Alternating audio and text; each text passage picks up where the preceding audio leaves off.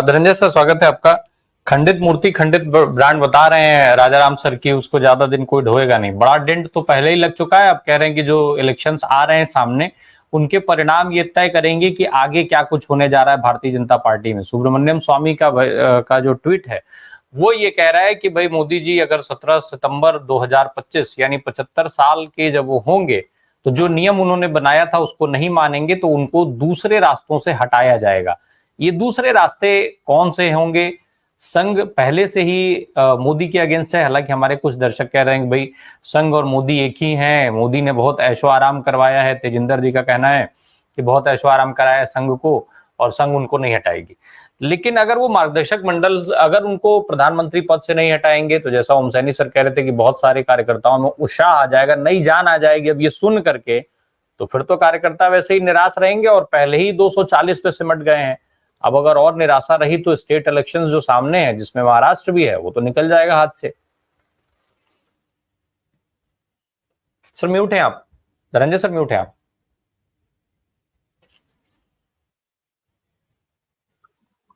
देखिए, जो खंडित मूर्ति की बात कर रहे थे, सुब्रमण्यम स्वामी की बात तो आपने अपनी प्रस्तावना में की ही होगी। और सुब्रमण्यम स्वामी की बातों को बहुत ज्यादा मैंने अभी अहमियत कभी दी नहीं। ठीक है, बहुत विद्वान आदमी है, लेकिन विद्वान होना और समाज में उसकी मान्यता होना दो स्थितियां अलग अलग है।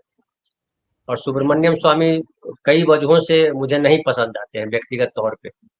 उसकी एक वजह तो ये है कि वो खामखा सोनिया गांधी के पीछे पड़े रहते हैं। उन्होंने ही सारा लाया था, फिर वो लोगों ने बार डांसर बना दिया सोनिया गांधी को। मान लिया कि बार डांसर थी, लेकिन आप किसी महिला के बारे में इस तरह की बात क्यों कर रहे हो? किस हैसियत से कर रहे हो? क्या हिंदू होने के नाते कर रहे हैं, पढ़े लिखे व्यक्ति के होने के नाते कर रहे हो, या किस नाते कर रहे हैं? और अगर पढ़ा लिखा व्यक्ति भी अगर कहता कि मैं धार्मिक हूँ, ऐसा व्यक्ति भी अगर दूसरे पे कीचड़ उछालता है, खामखा कीचड़ उछालता है, तो वो निंदा के योग्य है, प्रशंसा के पात्र मेरी नजर में कहीं से नहीं है। मैं सुब्रमण्यम स्वामी की कड़ी तारीफ नहीं कभी करता हूँ, इसलिए उनके बोले का मैं जीरो वैल्यू देता हूँ, माइनस में बल्कि मैं मानता हूँ। वाजपेयी जी के समय भी क्या क्या बोलते रहते थे, नेशनल हेराल्ड के बारे में क्या क्या बोलते रहे। अभी बोल रहे हैं कि राहुल गांधी के बारे में कि नागरिकता अमेरिका की है कि जापान की है कि पता नहीं। 10 साल से नरेंद्र मोदी की सरकार है, अगर नागरिकता राहुल गांधी की अमेरिका की होती, हिंदुस्तान की होती, दोनों जगह की होती, तो ये तो एकल नागरिकता का प्रावधान है हमारे भारतीय संविधान में। तो नरेंद्र मोदी क्या बख्श देते? जो आदमी अच्छे भले आदमी को पप्पू बनाने में लगा हुआ था, उसको संसद से बाहर करने के लिए वो फर्जी केस डलवाया, खामखा के केस डलवाया, निचली अदालतों से वो उसको सजा करवाया। ये तमाम जो हथकंडे अपना सकता है, पिछले 10 सालों से जो सरकार है, या पिछले वाजपेयी जी के काल को अगर छोड़ दीजिए, हालांकि वाजपेयी जी के काल अब मैं देखता हूं तो मुझे लगता है कि वो भी एक आवरण लिए हुए व्यक्ति थे। अंदर से उनकी भी नीयत में भी वही गड़बड़ियां थी जो मोदी जी की गड़बड़ियां है। वो एक जनरेशन गैप होता है, वो जनरेशन गैप है।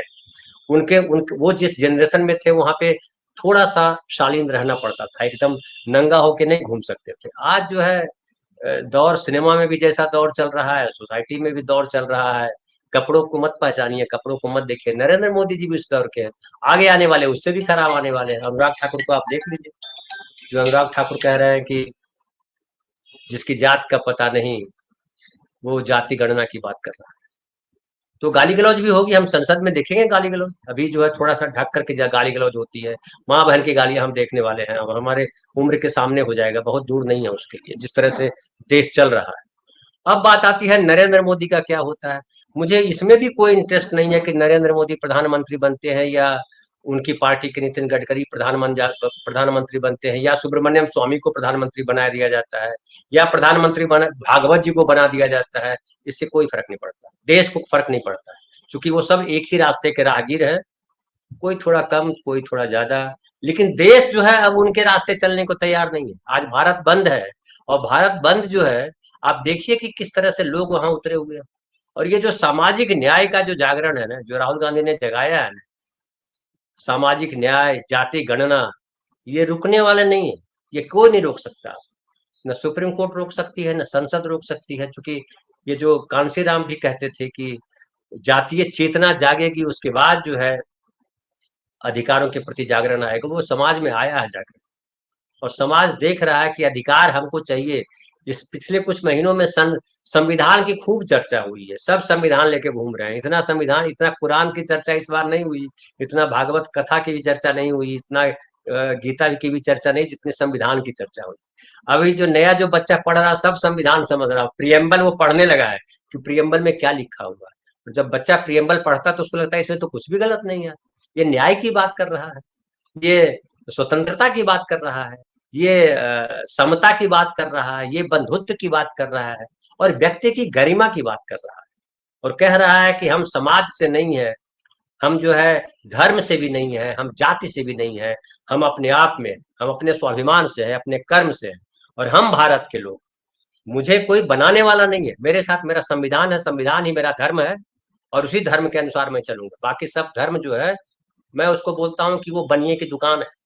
हालांकि बनिए की दुकान में भी कुछ पैसा दीजिएगा तो आपके उपयोग की चीजें देता है वो, ये बनिए की दुकान भी नहीं, इसमें आप पैसा दीजिए कोई उपयोग की चीज नहीं देगा वो, आपसे जो प्रसाद चढ़ाने जाइएगा वो भी आधा रख लेगा, और आपको ऐसा माथे में जाल दे देगा जो आपको आपके घर वालों को डायन बता देगा, आपकी मौसी को भूत बता देगा, आपके घर के भीतर वो तमाम चीजें बता देगा। वो देखिए कितने बाबा बताते रहते हैं, क्या क्या बताते रहते हैं।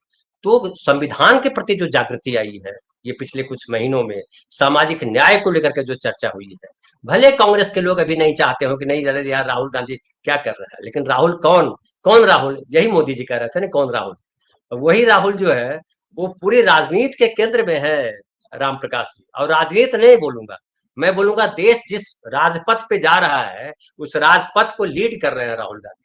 आप उसको नेता मानिए, राहुल गांधी को मत मानिए, बोलिए कि अभी बोलने नहीं आता है, बोलिए कि फलाना है, बोलिए कि ठिकाना है, आप कई पीढ़ियों के पाप उन पे डाल दीजिए कि इंदिरा गांधी ने ये किया था, राजीव गांधी ने ये किया था, फलाना ने ये किया था, सब डाल दीजिए। लेकिन मैं कहूंगा कि वो जो रास्ता दिखाया है, जो अंबेडकर दिखा रहे थे, जो गांधी दिखा रहे थे, जो नेहरू दिखा रहे थे, वो वही रास्ता है। उधर ही उंगली जैसे देखते हैं, अभी जहां भी जाइएगा ऐसे उंगली किया हुआ एक नेता दिखाई पड़ता है, पुतला बना हुआ, वो इधर दिखा रहा होता है, मतलब आगे दिखा रहा है, आगे बढ़ो, हमारे साथ मत खड़े रहो, हम तो मूर्ति बन गए हैं, खड़े हो गए हैं, लेकिन मूर्तियों के साथ मत रहो, वो जो रास्ता जो है वो उंगली कर रहा हूँ, उधर जाओ, उधर ही तुम्हें को जाना है, मैं उधर ही तुमको मिलूंगा। ये शरीर यहीं छूट गया है, लेकिन मैंने जो ग्रंथ में लिखा है, जो जो जो संविधान में लिखा है, वो संविधान के अनुसार चित्र जो बनते हैं वो उधर दिखाई पड़ेगा। पढ़ो, हक के लिए लड़ो, दूसरे की स्वतंत्रता के लिए भी लड़ो, दूसरे के खिलाफ शोषण हो तो भी लड़ो, खाली अपने लिए मत लड़ो। आज जो भारत बंद में जो निकले हैं सड़कों पर, बिहार में लाठियां चल रही, नीतीश सरकार लाठी चलवा रही। अरे क्यों लाठी चलवा रहे हो भाई, मुझे ये प्रयोजन समझ, क्या नुकसान पहुंचा देगा जो जो कर रहा है, क्या दंगाइयों से ज्यादा नुकसान पहुंचाएगा वो जो प्रदर्शन कर रहा है। आप दंगा को नहीं रोक पाते हो, दंगाइयों के साथ रहते हो, दंगाई भाषा रोज सुनते हो, उसको एक्नॉलेज करते हो, उसको एंडोर्स करते हो, नीतीश कुमार जी या चंद्रबाबू नायडू जी। लेकिन जो कोई प्रदर्शन कर रहा है, कोई मांग रख रहा है, अपने अधिकार की बात कर रहा है, विरोध कर रहा है, तो आप लाठी भागने लगते हो। और मैं तो ये भी कहूँ कि हालांकि ये हो जाएगा, कुछ लोग कहेंगे कि आप तो भड़का रहे हैं, लेकिन मैं कहूंगा कि जितने लोग जो लाठी चला रहे हैं उनको सोचना चाहिए कि वो किस समाज में है, और जिस समाज में है वो नेताओं का बनाया हुआ समाज जैसा है, जैसा संविधान में समाज ने दिखाया गया वैसा है, या जाहिल समाज है, शोषण पे आधारित समाज है, एक दूसरे को लूटने के आधार पर समाज बना हुआ है। इसलिए व्यक्ति की गरिमा की बात कही है, समाज की गरिमा की बात संविधान में नहीं है, कहीं नहीं है संविधान की गरिमा, व्यक्ति की गरिमा। और क्या समाज व्यक्ति की गरिमा को पहचानता है? क्या ये हिंदूवादी संगठन जो पिछले इतने सालों से झंडा लेके घूम रहे हैं, भगवा भगवा भगवा, और वो इस्लाम वाले भी लेके घूमते हैं हरा हरा हरा, कहीं व्यक्ति की गरिमा की बात है? अभी मैं एक वीडियो देख रहा था बांग्लादेश का, कि बांग्लादेश का एक यूनिवर्सिटी का कोई कैंपस है वहाँ पे, चैम्बर है वहाँ के जो मुख्य अधिकारी हैं उनका, वो कभी उन्होंने जो है वहाँ पे अलाउ नहीं किया कि आप कुरान शरीफ के पाठ कीजिए, लेकिन आज उनके चैम्बर में भीड़ भरी भरी हुई है, कुरान का पाठ कर रही है, और वो चुपचाप है। तो कमेंट किया करने वालों ने, ये क्या है, ये जाहिलियत है, पीछे जा रहे हो, लौटो, उधर मौत है, उधर जिंदगी नहीं है। अब लाश मिलेगी, बुत मिलेंगे, खाली घर मिलेगा, कल्पना मिलेगी, वो कल्पना जो तुमको पीछे खींच करके ले जाएगी। आगे बढ़ो, और वो संविधान आगे बढ़ाता है। तो जो भारत बंद के साथ जो लोग खड़े हैं, मैं उनके साथ खड़ा हूं, और सामाजिक न्याय इंपॉर्टेंट है। मोदी जी का हो गया, मोदी जी से आप अगर अपेक्षा कर रहे हैं या बीजेपी से अपेक्षा कर रहे हैं, फिर और वो बोल रहे हैं, अमित शाह जी बोल रहे हैं मैं 35 साल शासन करूंगा। अरे 350 साल शासन कर लो यार, उससे क्या फर्क पड़ता है? मनुस्मृति ने कितने साल शासन किया? मनुवाद ने कितने साल शासन किया? उससे क्या हो गया है? नहीं रहेगा। रहेगा वही जी। जो सबकी स्वतंत्रता की बात करेगा, सबके साथ न्याय की बात करेगा, समता की बात करेगा और व्यक्ति की गरिमा की बात करेगा। जी।